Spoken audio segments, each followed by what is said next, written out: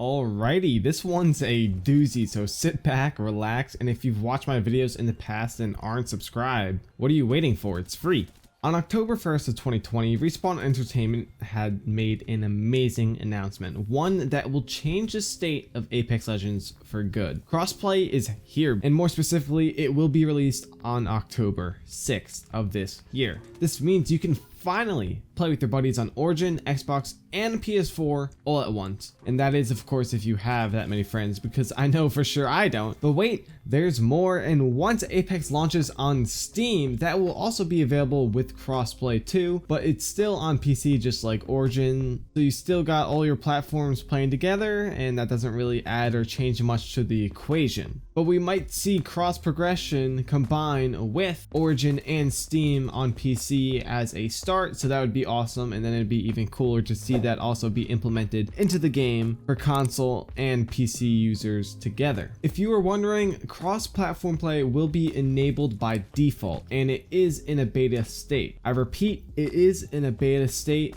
much like the game still is after 1 year of development. In all seriousness though, don't expect things to run so smoothly. Sure, we could keep our fingers crossed, but that beta insignia stands for bugs everywhere, tolerate it, assholes. If you are an Xbox user, you will have to enable a setting outside of the game, and they'll be providing more information on that upon launch. Adding friends, not your imaginary ones, is as easy as hitting the Find Friend button and searching for the name, which will allow you to see everyone with that name across every platform, and then you'll be able to add the one on the correct platform. If you received a friend request and then 100 more by just some random people, because aren't you so popular, you have the option to accept, reject, or block it. When choosing to block it, it rejects the request, but also prevents you from seeing any other invitations from that user. If you accidentally block someone though, you will be able to unblock them from inside the Find Friends menu. Some quality of life stuff is that when viewing your friends list, you'll be able to tell everyone apart just by the platform that they play on, with little icons indicating just that. And of course, platform specific notifications only work for that platform, so keep in mind that you will have to interact with these notifications in game if you're playing or receiving them from players that aren't on your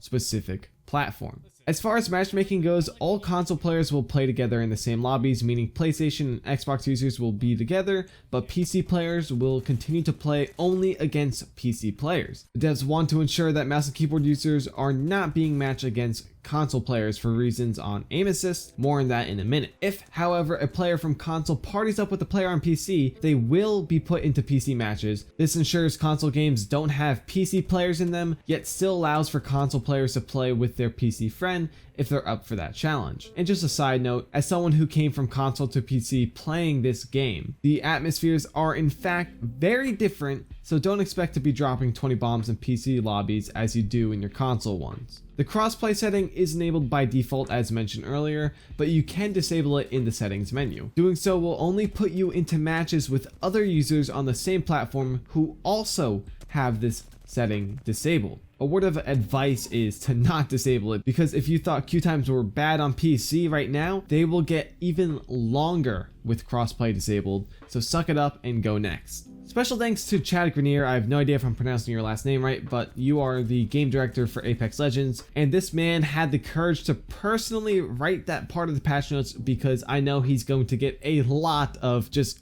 lovely feedback on crossplay alone. But right now, it's time for the really juicy stuff that you either skipped to in the video or made it this far. So as I said in the beginning, if you're new here, please consider subscribing. It's free and it helps support me and my channel. Over on the Apex subreddit, our boy Chad here came in clutch discussing a lot of awesome stuff on the topic of aim assist and crossplay. First off, they aren't going to match crossplay by input because a controller player on PC will have too much of an advantage over a controller player on console, and because you can switch back and forth between both inputs freely on PC. However, they are considering the idea. Chad states, there's an added challenge for us that we have different aim assist settings between PC and console, so more discussion is needed on our end. Definitely appreciate the feedback on this. Our priority was to get this feature out the door. Now that we've done that, we can listen and tweak. After a user replied confused about there being different aim assist settings on console and PC,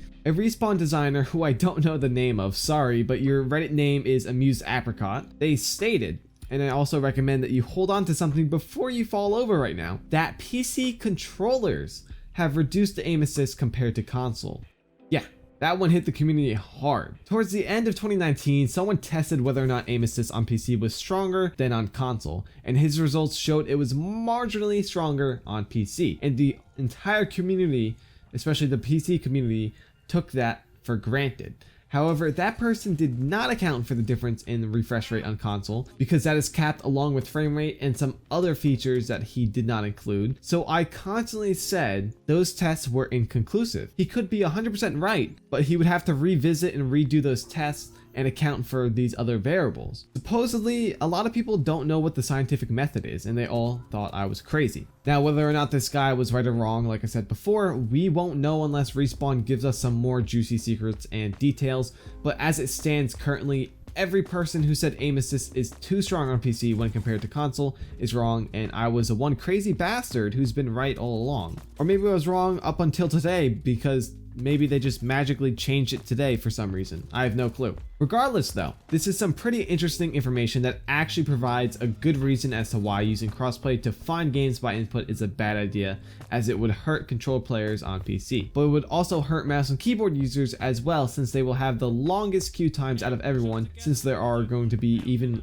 fewer players on PC, since all the controller ones on PC would be going over to console. Chad also made a great point stating that changing aim assist for millions of players 1.5 years post-launch is something that can really upset people, as is making console aim assist match PC needs some time. Everyone came at us with pitchforks with the time to kill change. I'm not wanting to go through that again with aim assist. So we know the devs are pissed at us still from our last fight with them, but maybe if we send them a little gift basket, has some nice fruit and stuff in it, maybe a little gift inside, like a little present, who knows, and we could all sign the card together, they would probably feel a lot better. Thank you all so much for watching the video. If you enjoyed it, make sure to give it a like, comment down below what you have to say about how aim assist actually works, and the new crossplay feature coming out. And of course, if you are new to the channel, make sure to subscribe for more videos just like this, because I've been Gamer. I'll see you all next time.